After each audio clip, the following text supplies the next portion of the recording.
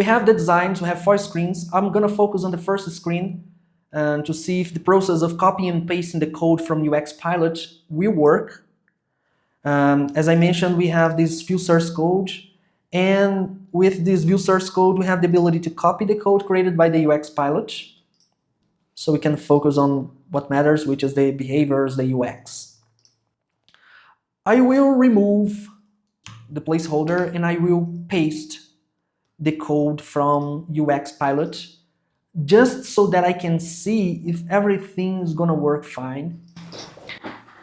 I'm not sure if the structure that we have here in this app HTML is correct, and that's because we have the full structure of the HTML, and I think we don't need it because we have this index HTML which already defines the same structure. So in the index HTML we have the HTML, the head, the body, and it's rendering the app root, and the app root basically renders the HTML, which is the one that have our code. So I'm gonna copy everything related to the icons, to the style, and to the tailwind. We have this script, and we have probably these as well. So I will copy those and will paste them above. There is the tailwind CSS and everything. Then there is this script, which looks like an override made by UX Pilot. I will keep as it is. And I will only keep in this file the things inside the body. So the body and the HTML will be removed. Also this one. So just the content inside the body. And what we have right now, we have the header, we have the nav, the main, the footer. And in the app, we have the structure. Let's see if that's enough. Yes, it's awesome. And that's really awesome, like having the ability to copy things from the UX Pilot, because we can move faster. And I think this is it. We have everything in the app. But we have a problem now, which is the content we have inside of the app HTML, it's not effectively the content of the app HTML. The idea of the app HTML is to keep only the structure that is common between the screens. Things other than that, they should live inside of the specific components. For example, here we are talking about the main area here, we are talking about the MyLeaveRequests. This is basically the page we need to create, the component we need to create, we need to have. And this main should live inside of this component. That's basically it. And we should uncomment this router outlet. So what I'm gonna do in the generate component page MyLeaveRequests. This is the command. Yeah, so it created a page folder, and inside of this page folder we have a MyLeaveRequests folder with CSS, HTML, and the spec and the component itself. Inside of the HTML we have pretty much nothing useful. But what's the point here? The point is I will move this main content to this HTML. This is what I'm gonna do. I will format to this. No, I don't want this to break line. Yeah, I'm okay with this. For now, it's important to understand that the changes that I'm making here, they are not related to behavior. So I'm not working with TDD at this moment.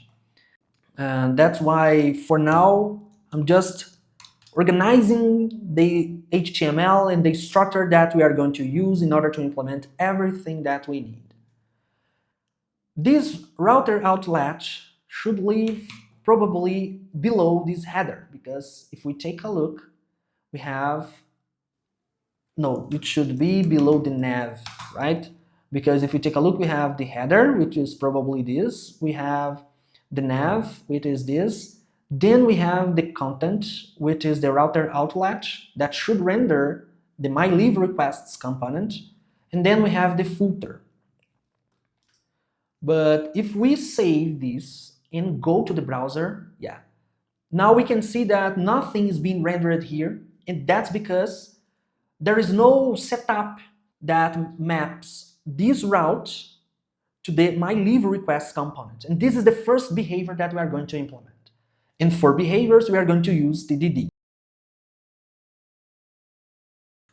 The behavior that I want to implement is it renders MyLeaveRequests when accessing slash. And in order to implement this task, what I need? I need to render the app. And I expect screen, let's see, get by test ID, something that I can reference, which represents the MyLeaveRequests page. Get by test ID, MyLeaveRequests page to be visible. Let's run this test and see what is going to happen.